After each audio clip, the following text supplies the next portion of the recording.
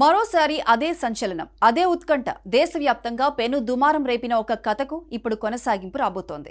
వెండి తెరపై వాస్తవాల పేరుతో వెలుగులోకి వచ్చిన ఆ సినిమా ఇప్పుడు రెండో భాగంతో సిద్ధమైంది. అయితే సినిమా థియేటర్లోకి రాకముందే సెన్సార్ గదిలో గొడవ మొదలైంది. సర్టిఫికేట్ చుట్టూ రాజకీయాలు, సామాజిక చర్చలు రాజుకున్నాయి. ఒకవైపు లవ్ జిహాద్, మత మార్పిడుల నేపథ్యం, మరోవైపు సెన్సార్ బోర్డు ఇచ్చిన షాకింగ్ రేటింగ్. అసలు ది కేరళ స్టోరీ 2 కథలో ఏముంది? Censor board అభ్యంతరాలేంటి? 16 వయసు నిబంధన వెనుక ఉన్న మర్మమేంటి? నేటి మన గ్లోబల్ పొలిటికల్ స్పెషల్లో ఈ sensational movie first review and inside story చూద్దాం. భారతీయ సినీ చరిత్రలో ది కేరళ స్టోరీ సృష్టించిన ప్రకంపనలు అంతా ఇంత కాదు. ఇప్పుడు అదే బాటలో మరింత తీవ్రమైన అంశాలతో ప్రేక్షకుల ముందుకు వచ్చింది the Kerala story 2 goes beyond. ప్రముఖ నిర్మాత విపుల్ అమృత్లాల్ షా నిర్మాణంలో కామాఖ్య నారాయణ్ సింగ్ దర్శకత్వంలో తెరకెక్కిన ఈ చిత్రం విడుదలకు ముందే వార్తల్లో నిలిచింది. కేవలం ఫిక్షన్ మాత్రమే కాకుండా కేరళ సరిహద్దుల్లో జరిగిన కొన్ని వాస్తవ సంఘటనల ఆధారంగా ఈ సినిమాను రూపొందించినట్లు చిత్ర యూనిట్ చెబుతోంది. అయితే ఈ కథలో ఉన్న సున్నితత్వం ఇప్పుడు దేశవ్యాప్తంగా చర్చకు దారితీస్తోంది.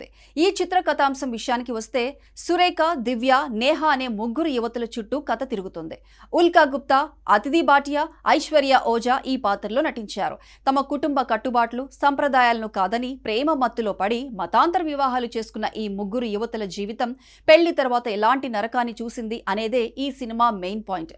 ప్రేమగా దగ్గరైన వ్యక్తులు పెళ్లి తర్వాత అసలు స్వరూపాన్ని చూపించడం, బలవంతపు మత మార్పిడులు, వ్యక్తిగత స్వేచ్ఛను హరించడం, చివరికి ఆహారపు అలవాట్లలో కూడా ఒత్తిడి తీసుకురావడం వంటి అంశాలను దర్శకుడు అత్యంత రియలిస్టిక్ గా తెరపైకి తెచ్చారు. కేవలం వేధింపులతో ఆగిపోకుండా తమ అస్తిత్వం కోసం, తమ హక్కుల కోసం ఆ ముగ్గురు యువతులు తమ భర్తలపైనే తిరుగుబాటు చేసే ఘట్టాలు సినిమాకు ప్రాణమని తెలుస్తోంది.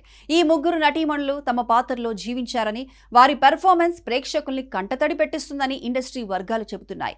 అయితే ఈ క్రమంలో చూపించిన కొన్ని సన్నివేశాలు మత సామరస్యాన్ని దెబ్బతీసేలా ఉన్నాయని ఆరోపణలు వస్తున్నాయి. ముఖ్యంగా లవ్ జిహాద్ పేరుతో హిందూ అమ్మాయిలను టార్గెట్ చేస్తున్నారనే కోణంలో కథ సాగటం ఇప్పుడు సెన్సార్ బోర్డు వద్ద పెద్ద రగడకే కారణమైంది.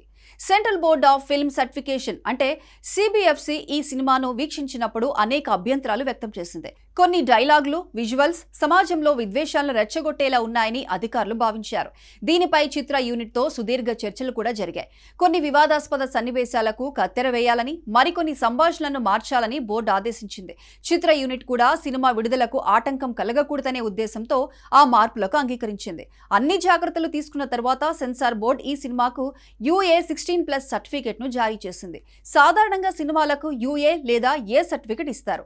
కానీ ఈ సినిమాకు యూఏ 16+ ఇవ్వటం వెనుక ఉన్న ఉద్దేశం ఏంటి?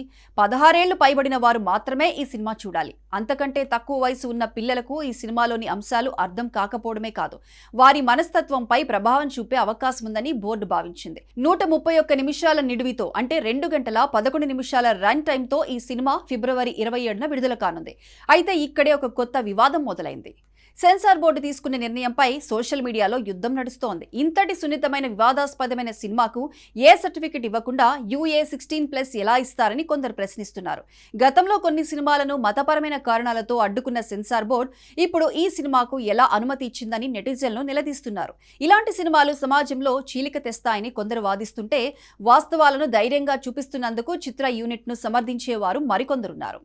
చిత్ర యూనిట్ మాత్రం తమ వాదనలో గట్టిగా ఉంది. తాము ఎవరిని కించపరచడానికి ఈ సినిమా తీయలేదని, కేవలం మోసపోతున్న అమ్మాయిలను మేల్కొలపటమే తమ లక్ష్యమని చెబుతున్నారు.